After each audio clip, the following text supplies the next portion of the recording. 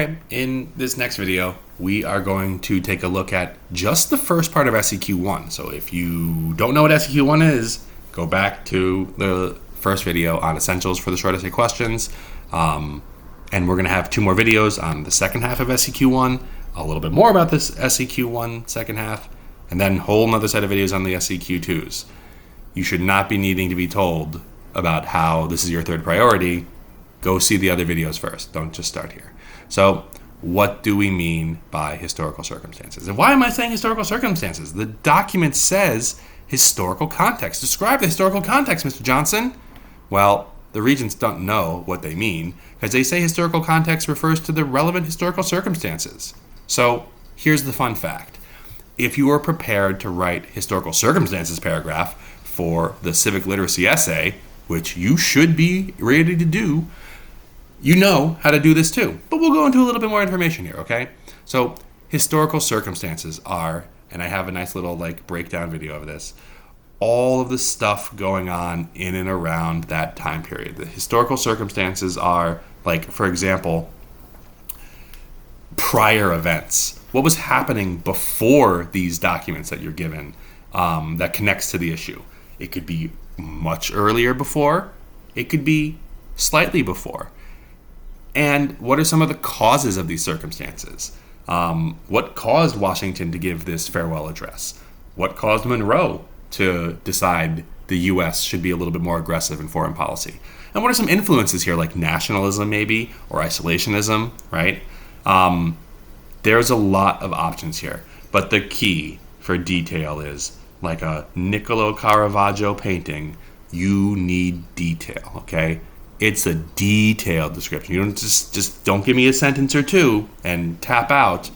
Weak sauce. Have a 1 point out of 5 and struggle on the rest of the exam. But no, you want to give detail. Details don't need to just be a snapshot like a Caravaggio painting, okay? They could be. You just want to go deep on this document and tell me all about Washington's farewell address and resigning from the presidency. He wants to go to Mount Vernon, and he didn't want to be president in the first place, and he had a cabinet, and he was going to, right? Okay, great, super. Pour your heart out with George Washington's historical circumstances. That is totally fine. But you can also do historical circumstances in terms of a process. How did American policy change over time from Washington to Monroe to even later?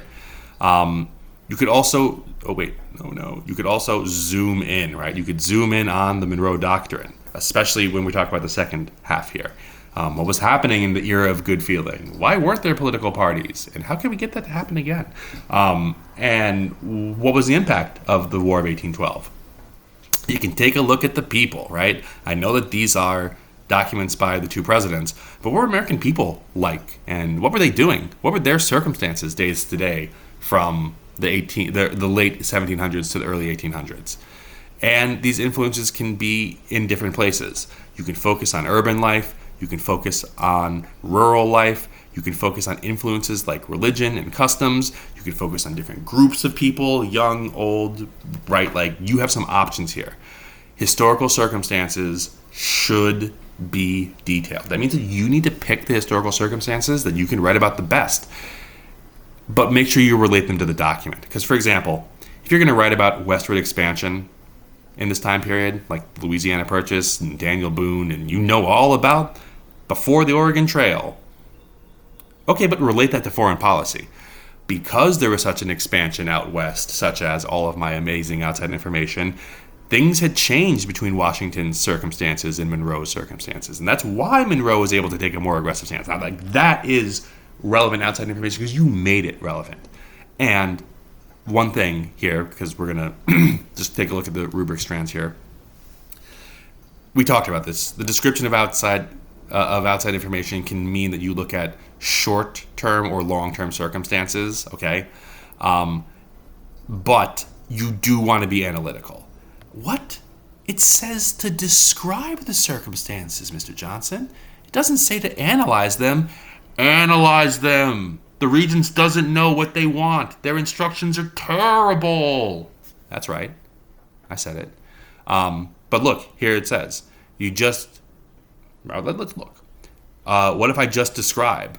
If you are describing the documents and the circumstances, you're just going to get a 2. Okay? If you have a little bit of analysis, but mostly description, you're going to get a 3. You need to have analysis to get a 4, to get a 5. Okay?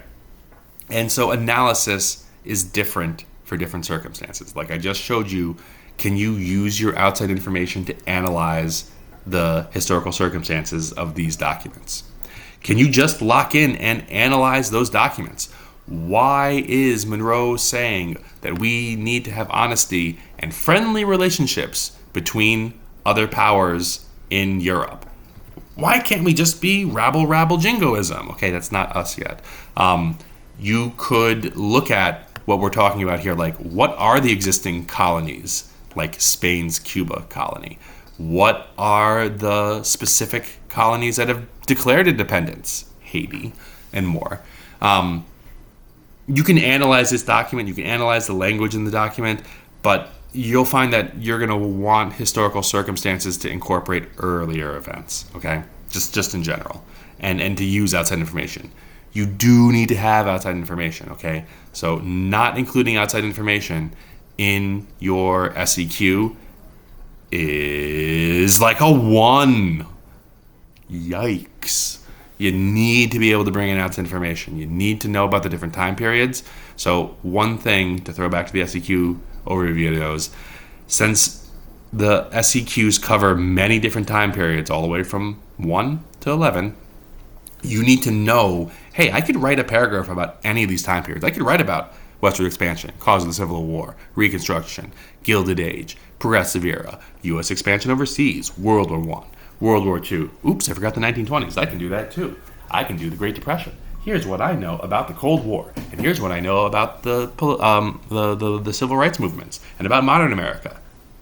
Yes, you do need to know some of these things, because my number one advice I've seen students succeed in the past on the SEQs is they've brought in outside information to not just describe, but analyze the historical context. So last thing is this.